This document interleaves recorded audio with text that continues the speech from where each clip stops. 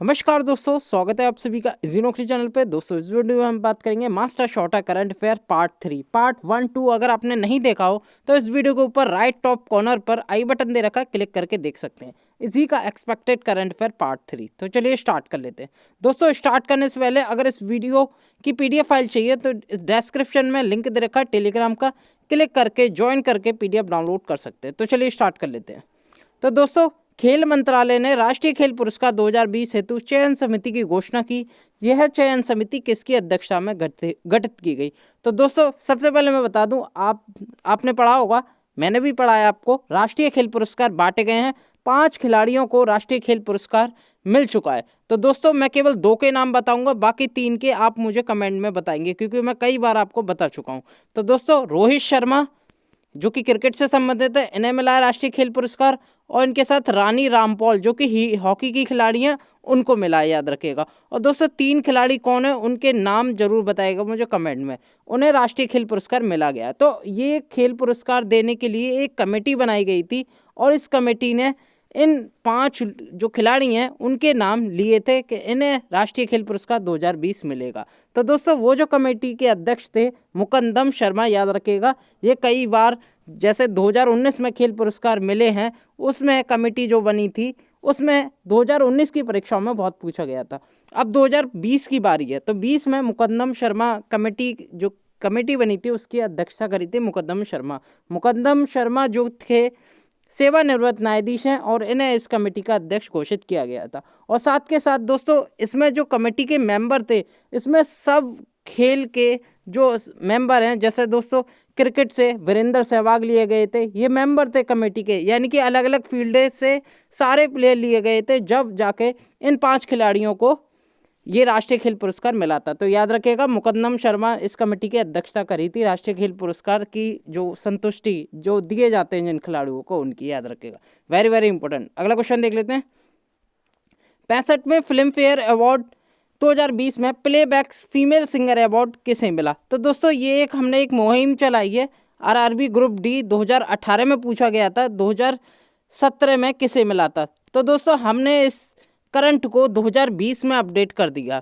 तो दोस्तों इस अपडेट से ये होगा कि आपको जितने भी रेलवे या जितने भी PCS या जितने भी स्टेट के एग्ज़ाम होते हैं, पुरानी जो ओल्ड करंट अफेयर होती है उसको हम नई करंट अफेयर में चेंज करेंगे, जिससे कि जितने एक्सपेक्टेड करंट अफेयर हैं वो हमें मिल जाएंगे। तो दोस्तों वही एक तरह की बेस्ट करंट अफेयर है और वही बार बार पूछी जाती है।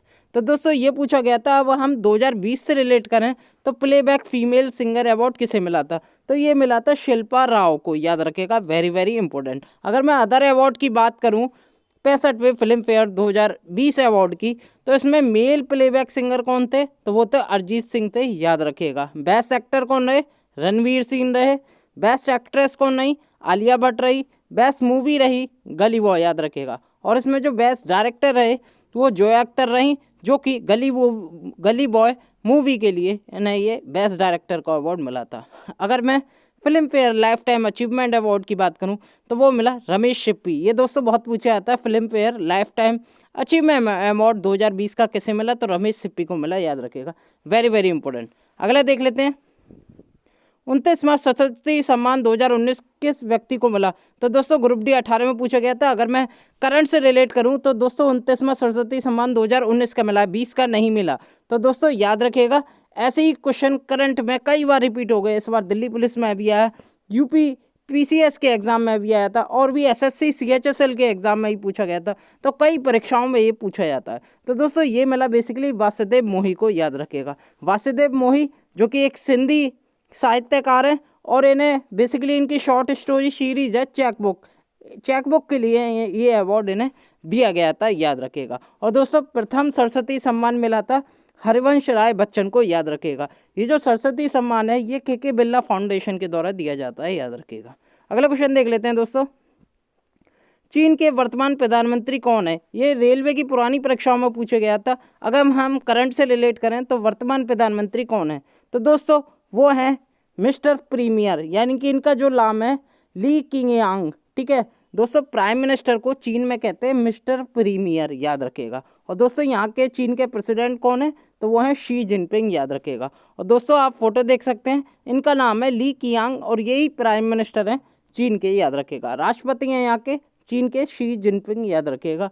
और दोस्तों कोई मुझे बता सकता है चीन की राजधानी का क्या नाम है, तो कमेंट में ज़रूर बताएं। और चीन की एक सिटी है शंघाई, शंघाई को वर्ल्ड की मोस्ट कनेक्टेड सिटी में भी शामिल किया है, यानी कि world most connected CT Shanghai को अवार्ड भी दिया गया है, याद रखिएगा। मैं बता चुका हूँ ये क्वेश्चन।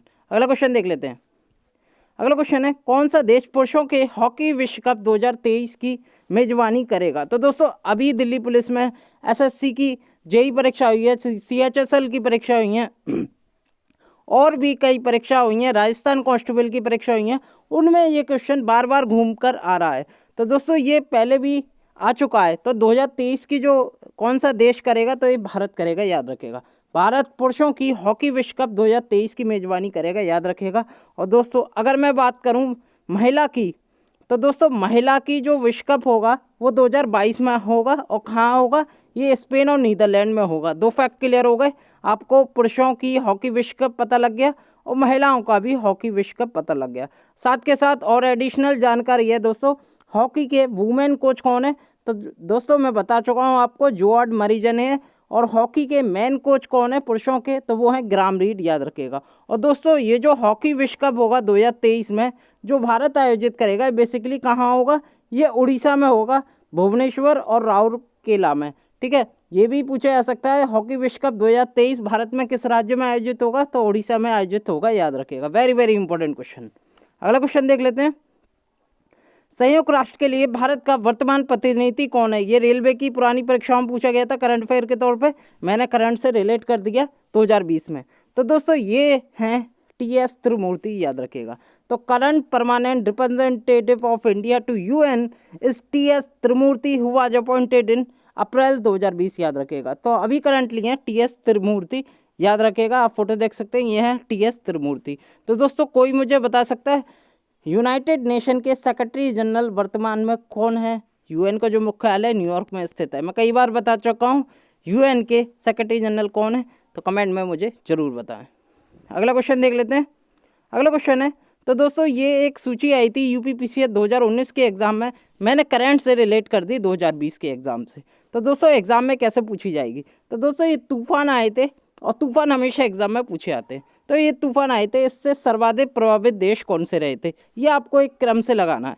तो दोस्तों एक टैली दी गई है एम्फन बांग्लादेश, ये आपने सॉल्व किए हो गए एग्ज़ाम में। तो दोस्तों 1 2 3 4 के क्रम में लगाना है। तो दोस्तों इसका जो सही आंसर है वो 1 2 3 4 है, याद रखेगा। तो देखो दोस्तों कैसे एम्फन आया था बांग्लादेश में, यानी कि बांग्लादेश को सबसे ज़्यादा प्रभावित किया था। निसर्ग आया था महाराष्ट्र में, याद रखिएगा। महाराष्ट्र, भारत में महाराष्ट्र में काफ़ी इसने तबाही मचाई थी निसर्ग तूफान ने। गति आया था सोमालिया देश में, अफ्रीका कंट्री है सोमालिया, याद रखिएगा। निवार आया था दोस्तों, हाल ही में निवार पे मैंने एक वीडियो भी बनाई थी और उसमें भी जानकारी साझा की थी आपके साथ। निवार आया था, बेसिकली निवार ने जो प्रभावित किया ये तमिलनाडु राज्य को सर्वाधिक प्रभावित किया। और दोस्तों और कुछ प्रभावित किया पांडिचेरी को, जो कि यूनियन टेरिटरी है, याद रखिएगा। तो दोस्तों ये क्रम जो लगाना है, इसका जो सही आंसर है वो है 1 2 3 4, याद रखिएगा। एम्फन बांग्लादेश, निसर्ग महाराष्ट्र, गति सोमालिया, निवार तमिलनाडु, याद रखिएगा। अब इसके नाम देख लेते हैं।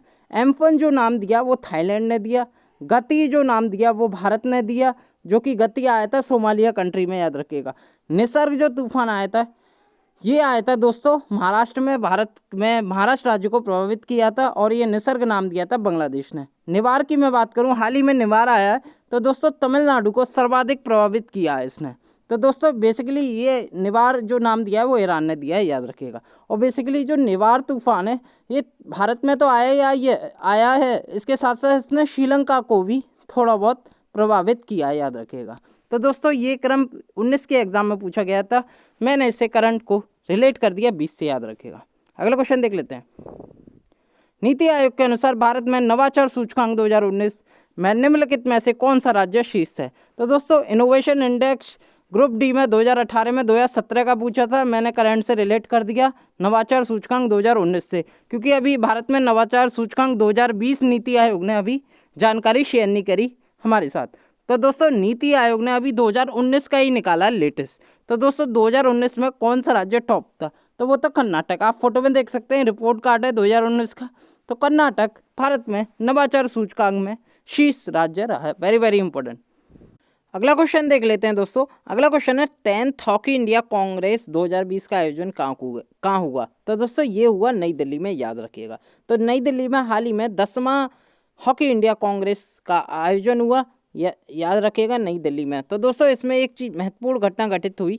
तो दोस्तों मणिपुर के ज्ञानेंद्रो निकोबाम, याद रखिएगा, ये फोटो है, आप देख सकते हैं, इनका नाम है, मणिपुर के हैं ये ज्ञानेंद्रो निकोबाम। इन्हें हॉकी इंडिया का नया अध्यक्ष चुना गया है, याद रखिएगा। नई दिल्ली में कांग्रेस हॉकी इंडिया कांग्रेस का आयोजन हुआ और यहाँ ज्ञानेंद्रो निकोबाम को हॉकी इंडिया का अध्यक्ष के रूप में चुना गया। वेरी वेरी इंपॉर्टेंट, याद रखिएगा।